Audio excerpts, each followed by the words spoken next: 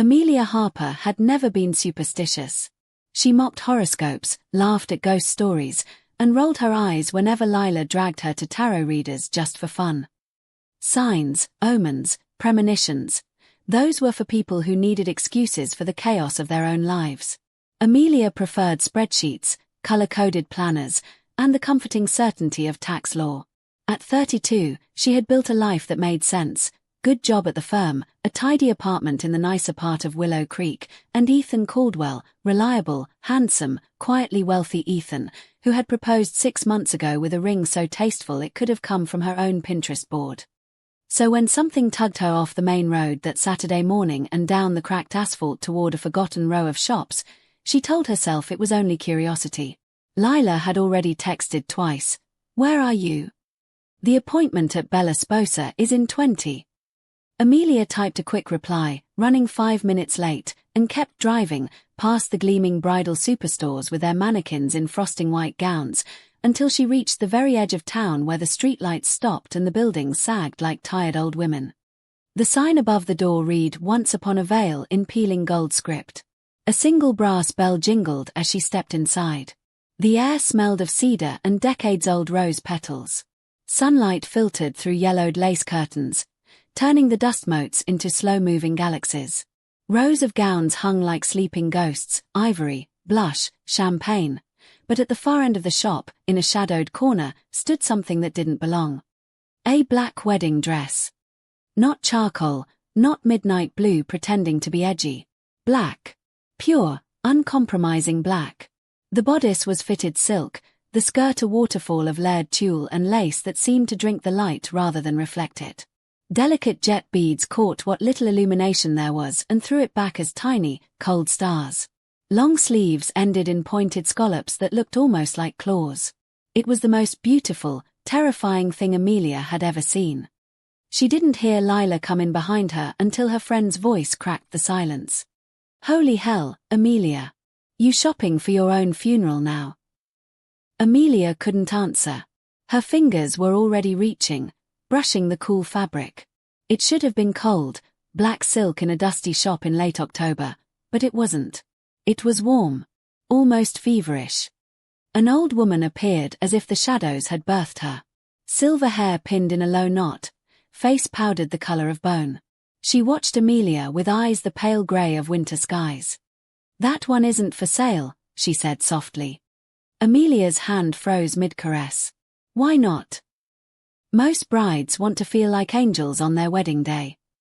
The woman's gaze flicked to the dress and away again, as though it hurt to look directly at it. "That dress makes them feel watched." Lila snorted. "Everything in here makes me feel watched. This place is creepy as foo." "I want to try it," Amelia cut in. The words surprised even her. The old woman hesitated, then nodded once. She unhooked the gown with reverent care, as though handling nitroglycerine, and led Amelia to the back fitting room, a cramped space with a 3-way mirror and a single bulb that flickered like it was trying to escape. The moment the dress touched Amelia's skin, something shifted. Not physically, the zipper glided up her spine as smoothly as water, but inside her chest, a pressure bloomed, like a hand closing gently around her heart. She turned to face the mirror. And forgot how to breathe. The woman staring back was still Amelia, same auburn hair, same scattering of freckles across the bridge of her nose, but wrong. Her eyes looked older, sadder, hungrier. The black fabric seemed to erase every soft edge of her body and replace it with something sharp and regal and faintly dangerous. She looked like a queen who had already buried 3 husbands. Then the scent hit her, jasmine and something darker underneath, like earth after rain. Claire's perfume. Ethan's first wife had worn that exact fragrance. Amelia remembered it from the single photograph Ethan kept in a locked drawer. Claire on some windswept cliff, dark hair flying, laughing at something just out of frame.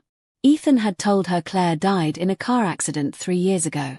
He'd said it only once, voice flat, and then never spoke of her again. Amelia blinked hard.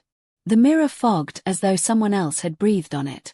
When it cleared, a second figure stood behind her reflection, a woman in the same black dress, face pale, eyes enormous and pleading.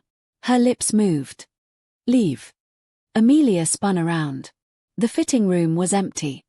She stumbled out still wearing the gown, barefoot, clutching the doorframe. Lila's teasing smile died. Jesus, Ames, you okay? You look like you've seen. Who did this dress belong to? Amelia demanded. Her voice cracked like thin ice. The old woman's hands trembled as she folded a piece of tissue paper that didn't need folding. A bride ordered it 5 years ago. Paid in full. Never came back for it. Her name. A long pause. Then, so quietly Amelia almost missed it, Claire Harding. The floor tilted. Amelia gripped the counter to stay upright. That's not possible. I stitched the name into the hem myself, the woman whispered. CH in black silk thread. Lila was talking, something about getting out of here, about this being a sick joke, but Amelia couldn't hear her. All she could hear was the whisper from the mirror, looping endlessly. Leave. Leave. Leave. She tore the dress off in the fitting room, threw on her jeans and sweater, and ran. She didn't wait for Lila, didn't pay, didn't look back. The bell above the door screamed as she fled. The drive home blurred. Red lights, honking horns, the smell of burnt rubber when she took a turn too fast. Claire Harding was dead. Ethan had sat across from her at dinner 8 months ago, eyes red from crying he'd never let her see, and told her about the accident. He'd shown her the obituary. Black and white proof. Hadn't he? She burst into the house on Maple Hill like a storm. Ethan was in the kitchen, sleeves rolled up, stirring something that smelled of rosemary and garlic. He turned, smiling that slow, warm smile that always unraveled her. Hey, love. Find the dress. She couldn't speak at first. The words were lodged behind her teeth like broken glass. Ethan, she finally managed, why is Claire's wedding dress still hanging in a shop on Mercer Street? The wooden spoon slipped from his fingers and clattered to the floor. Red sauce splattered across white tile like blood. He didn't ask how she knew the name of the street. He didn't ask anything at all for a very long time. When he finally spoke, his voice was barely air. You weren't supposed to see that dress. Tell me the truth. For once. Ethan looked suddenly old. The lines around his eyes deepened, and the kitchen light carved hollows beneath his cheekbones. Claire didn't die, he said. She disappeared. Amelia felt the room tilt again. She gripped the marble island. She found things, Ethan continued, voice cracking. Records. Photographs. Proof that my father, my family, had been laundering money for some very bad people for decades. She wanted to go to the police. I begged her not to. My father, he has reach. When she wouldn't listen, she just vanished. One morning her side of the closet was empty. The only thing she left was that dress. She'd ordered it as a joke at first, said if she was marrying into monsters, she might as well look the part. Then it stopped being a joke. Amelia's knees buckled. She sank onto a bar stool. You told me she was dead. I had to. If you thought there was even a chance she was alive, you'd dig. And if you dug, he dragged a hand through his hair. They'd come for you too.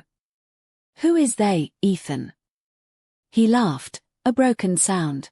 Everyone. Cops on payroll. Judges. People whose names you only read about when someone turns up in the river. My father built something that doesn't let go. Amelia stared at the man she'd planned to marry and felt the bottom drop out of her world. The rosemary smell turned her stomach. That night she lay beside him in their king-sized bed and listened to him breathe. She waited until she was sure he was asleep, then slipped out from under the covers. The house felt different after dark, larger, full of listening corners. She padded downstairs in socks, opened Ethan's study, and began searching. It didn't take long to find the locked drawer. The key was hidden beneath a false bottom in the pen tray, exactly where she'd once jokingly told him a spy would hide a key. Inside lay a thin manila folder. Photographs. Dozens of them. Claire on their wedding day that never happened, wearing the black dress, laughing in this very house. Claire in a coffee shop, looking over her shoulder. Claire in a parking garage, face pale, clutching a USB drive. And the last one, Claire standing outside this exact house, taken through a window, Timestamped 3:14 a.m. the night she disappeared.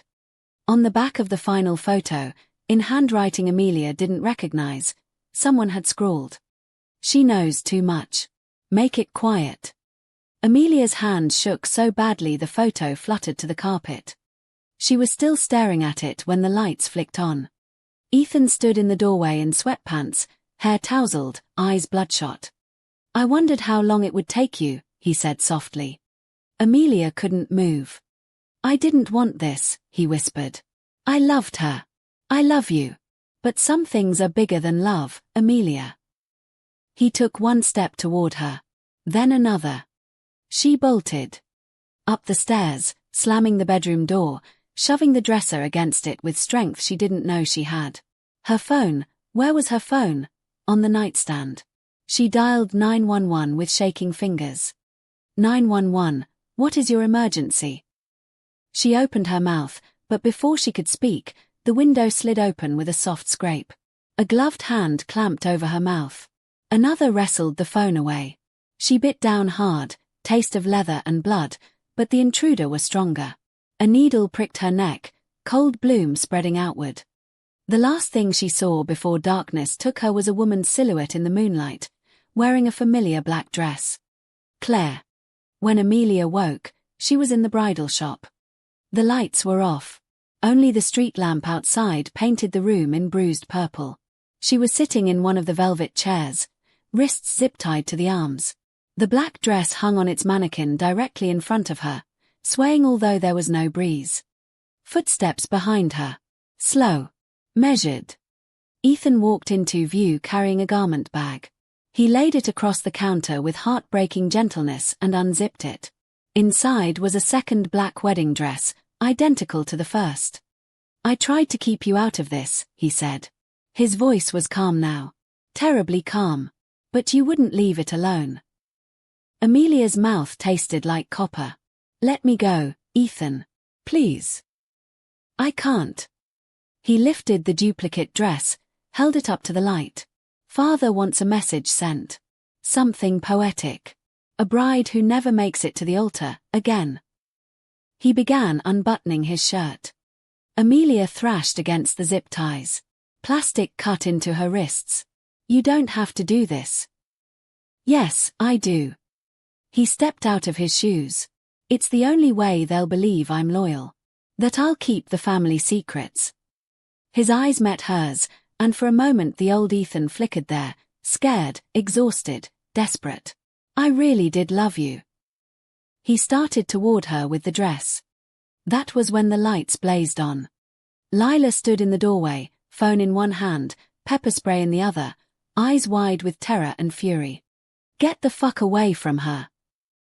Behind her, red and blue lights painted the windows. Sirens. Ethan froze. For one heartbeat, everything was perfectly still. Then chaos. Lila sprayed. Ethan screamed. Amelia kicked over the chair, plastic ties snapping against the metal frame. She scrambled across the floor, grabbed a dropped letter opener from the counter, sawed at the remaining tie on her left wrist. Police poured in, real police, not the ones on payroll. Someone had tipped them off. Someone who knew exactly where to send them. Ethan was on his knees, face dripping, hands cuffed behind his back. He looked up at Amelia with something like relief. "I'm sorry," he whispered as they dragged him past her. She didn't answer. Later, hours later, after statements and blankets and terrible coffee in the police station, Detective Rollins slid an evidence bag across the table. Inside was a small silver USB drive on a broken chain necklace. "We found this sewn into the hem of the second dress," she said. "Claire Harding mailed it to a reporter the night she disappeared. Postmark says she was still alive 4 days after Ethan claimed she vanished. The file's on here. Enough to bring down half the city." Amelia stared at the drive until it blurred. Rollins hesitated. "There's something else. We ran the handwriting on the note you found under your door last week. She tried to save me, now save yourself." "It matches Claire's." "Exactly. She's been watching you. Protecting you." Amelia closed her eyes. In the darkness behind her lids she saw Claire in the mirror again, lips forming the same word over and over. Leave. She had. 2 years later. Amelia lived in a small coastal town 3 states away, under a name that wasn't quite hers but close enough. She restored old books for a living, spent evenings walking the beach with a rescue dog named Jasper, and hadn't worn anything black since the night she almost became a ghost herself. One spring afternoon a package arrived. No return address, postmarked Prague. Inside was a single photograph. Claire standing on the Charles Bridge at sunset, alive, hair longer now, smiling the same fierce smile from the old pictures. On the back, in handwriting Amelia would never forget. Thank you for wearing the dress. It was always meant to be a warning, not a shroud. Live brightly. Amelia walked to the water's edge and let the wind take the photograph. It fluttered once, twice, then soared out over the waves like a dark bird finally set free. She never saw the black dress again. But sometimes, on nights when the moon was thin and the sea restless, she could swear she smelled jasmine on the breeze. And she smiled, because it no longer frightened her. It felt like gratitude.